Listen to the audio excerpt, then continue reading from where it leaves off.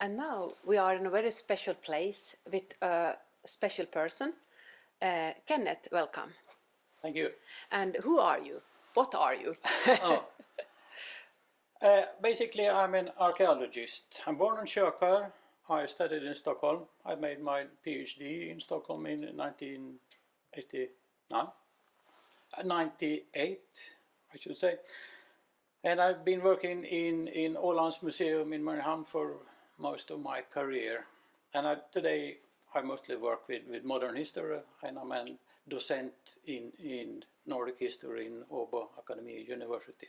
Yes. But I have my background and my should say point in the life here in Kökar. Yes, and you are perhaps the one that knows most about the old history of Kökar. Perhaps, yes. If you had been working here for 20 years, digging in the ground and so on, or yes. what you can say. Yeah. And where are we now?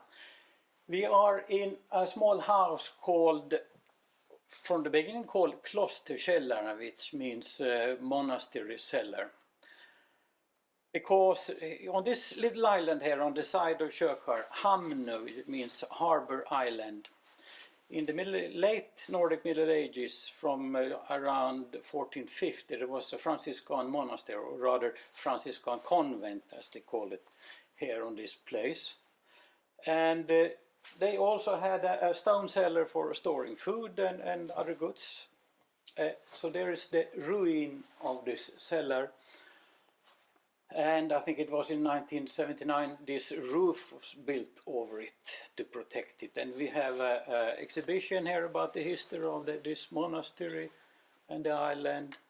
We have the church of today besides outside here. And this is also a chapel with an altar on the north side and so on. So this is a very interesting place, and as you said, I've been excavating here for quite a long, not now, but earlier. Earlier, yes. Yeah.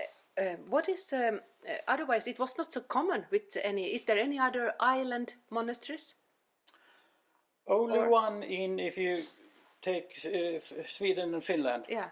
As you know, was one country in the Middle Ages. There's one place in southeast Sweden where there was a monastery or convent on an island. Yeah. But the Franciscan order, there was a clear order of cities, because the monks, the brothers, they should live very poorly and live on gifts from other people, so they needed a lot of people around them. Yeah. But here they placed their new convent on an island far out in the sea. Yeah, it's very strange, but you have an idea of why it was so? Was it somehow bait with fishery? Yes, it's not only me, but others also have said it.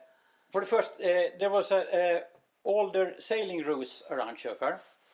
One early mentioned by the end of the 13th century, the so-called Valdemar's sailing route. From the King Valdemar Sejr in Denmark. He never went here, but the description of this waterway is in one of his books. And Kökar is mentioned as one of the harbors in the Åland area. Yeah. And there are other sailing routes coming by here in the late Middle Ages. That is one reason why. And the other one is fishing. And we know from the mid 1500s, during Gustav Vasa, where there's a lot of tax record preserved, that there was a lot of fishing in the Kökar area, something called Mörkärsfiske, Mörskär fishing. Mörskär is an island about 20 kilometers from here. Yes, and it seems so far away, and you said that there were up to 600 people at the same time there? No, I said that they were fishing twice a year, in August and in late September. And from Kastelholm Castle, they send out people every year so they could count how many boats are fishing in this area. For every boat should get a tax in form of fish. And in 1549, that is just after the medieval period, in the summer there were over 180 boats, and in the autumn 294 boats. Yeah. If you think 2, 3, 4 people in every boat, Yeah. there's perhaps up to 1,000 people fishing in the Very, very many in a small island. So the sailing routes and the fishing, we think that's why the Franciscans came here. But of course there must have been some activity in the area before that. They didn't go to an isolated island just like that. So the first church, we think, was built in the 14th century, by the end of the 14th century. And then came the Franciscans around 1450 and founded a real Franciscan convent. They took over the church and built their houses around.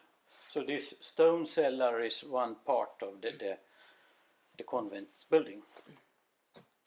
And then we have other history of Kökar, lots of interesting history that you know about, but we don't have time for it now.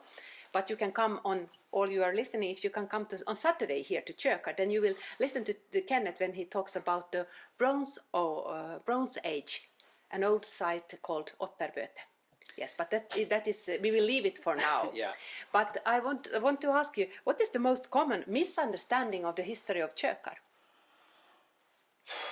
There's a lot of misunderstandings. Yeah. For one thing, people think that there's no trees here. They have seen old pictures from 1900 and it's completely bare, all the hills and rocks.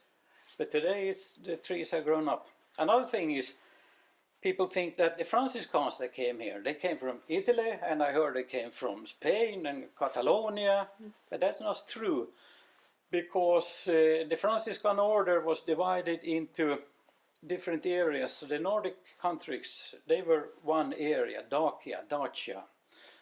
So they took their brothers, they who wanted to join the Franciscan order. They came from Sweden, perhaps Finland, perhaps Kökar. So they had normal Nordic Swedish names. Yes, that was new for me, so I am glad I have listened to you. Yeah, they were not from Italy. No. And then I have only 2 short questions left. The first one is, which is your favorite place here on Kökar?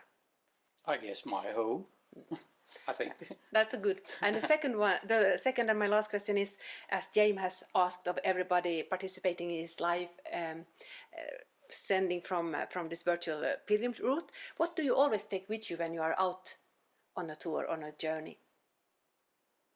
I should say 2 things: money and my phone. That's good. Thank you. Thank you, Kenneth. Thank you.